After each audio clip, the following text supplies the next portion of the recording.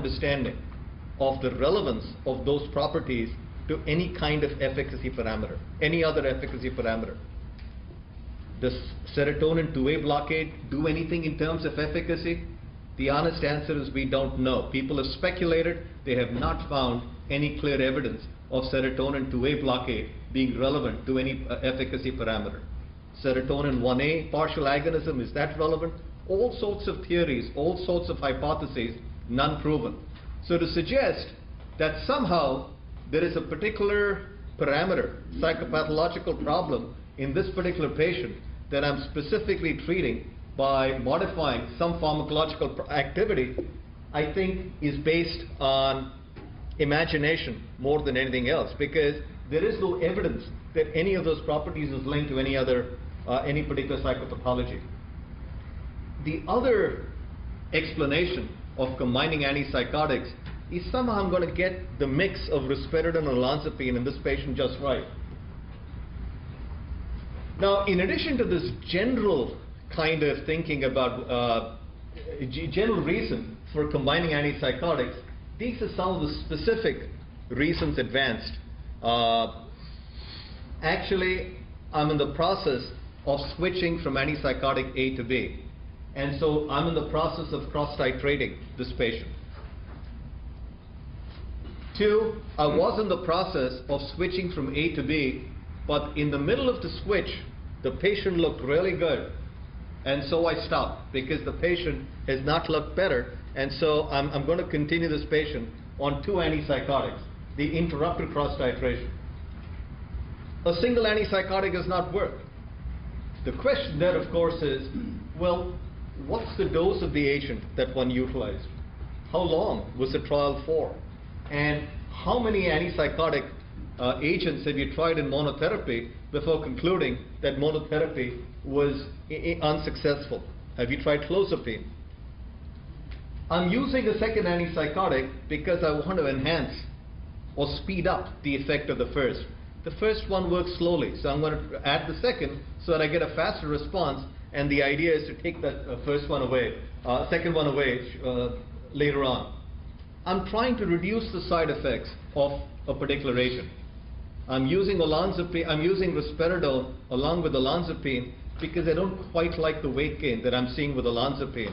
But I want to keep them on olanzapine. I'm going to use some risperidone so that I can get by with a lower dose of olanzapine. I'm trying to treat a comorbid condition. I'm using quetiapine so that I can help the person sleep. I'm only using it at a dose that can help with insomnia. I'm not using it as the antipsychotic agent. I'm using 2 antipsychotics with different routes of administration. I've reached the maximum dose of the first agent, and the person is not better, and hence I'm adding a second antipsychotic.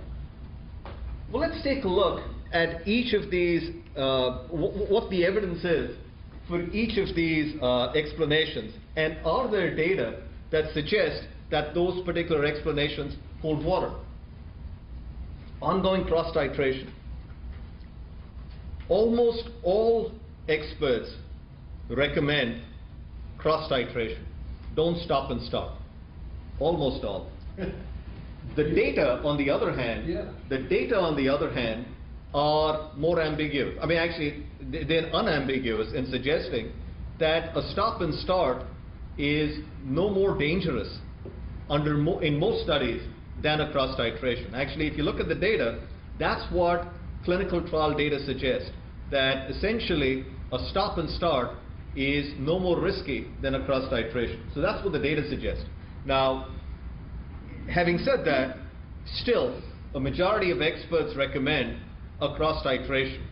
And the reason for that is, if you abruptly stop an agent, there's the fear that you're going to get a decompensation or withdrawal side effects. Certainly true where one of the agents has significant anticholinergic activity. You're certainly concerned about anticholinergic rebound, if you will. But other than that, you know, most suggest cross-titration. Stop and start, not unreasonable. But if you're cross-titrating, you don't want the cross-titration to exceed about 8 weeks. The single exception when you're tapering patients of clozapine, some suggest that you might want to go even slower, if you will. However, the data don't suggest any need to do that. You certainly want the cross titration completed within 4 to 8 weeks. Now, why this is relevant? When we talk about the 60-day overlap between two antipsychotics as a measure of antipsychotic polypharmacy that we utilize, that's the basis. That a cross titration should not exceed 8 weeks is the basis for why we utilize that particular criteria. The second issue, the second justification for using two antipsychotics is an interrupted cross titration. I was tapering the patient, I was switching the patient from olanzapine to risperidone, and in the middle of the switch, the patient looked really good. It's never looked better. Well, what's the evidence that it's the combination that's doing the trick? The improvement might be exclusively because of the addition of the second agent. It might be because of a reduction in the dose of the first agent. And so it's critical that one complete the switch once one initiates the switch, if you will, in terms of the interrupted cross titration. By the way, please interrupt me as I go along, because we're just going to be looking at data in terms of justifications and what the data are in terms of that particular justification for combining antipsychotics. A third justification is a single agent did not work. Well, one of the issues is, well, how many agents did you try before? And when you tried these agents, did you try it for an adequate length of time, 6 to 8 weeks? Did you adequately dose this particular antipsychotic agent?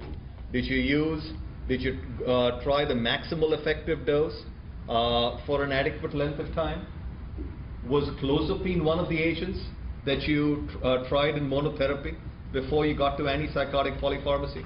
I mean, if you look at the guidelines that we voted on in terms of treatment of schizophrenia, basically we said that a trial of clozapine should be attempted before one gets to antipsychotic polypharmacy, because there is clearly much more evidence that clozapine works, much more data suggesting that clozapine is likely to help than antipsychotic polypharmacy, if you will. And was adherence an issue? We talked about long-acting injectables as an option that we don't utilize often enough, given the fact that non-adherence is a significant problem. If one thinks about enhancing the effect or speeding up onset of action, there is absolutely no evidence that adding two antipsychotics gives you a faster response than using one agent alone. What about reducing side effects? And actually there have been trials, there have been studies attempting to reduce side effects by adding an antipsychotic. So this was a study that was conducted by Pfizer, adding ziprasidone, Geodon, to clozapine with a view to reducing side effects, the metabolic side effects of clozapine. Unsuccessful. There were no significant problems per se, but there was no benefit at all. There was no change in fasting glucose, triglycerides, cholesterol, weight loss. Actually it was add-on to both clozapine and olanzapine, and they found no benefits whatsoever, if you will.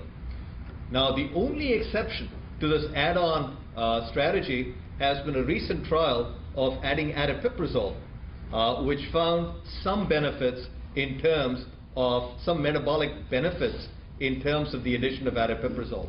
Bears watching, but outside of that single trial that suggested benefit of adding in the second antipsychotic with a view to reducing side effects, there are no data that support this particular explanation. Well, okay. The next explanation that's put forth in terms of why am I using two antipsychotics?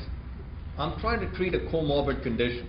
I'm using olanzapine or risperidone or whatever it is to treat the psychosis, the schizophrenia, but I'm using a little bit of quetiapine for the sleep problem? Well, there are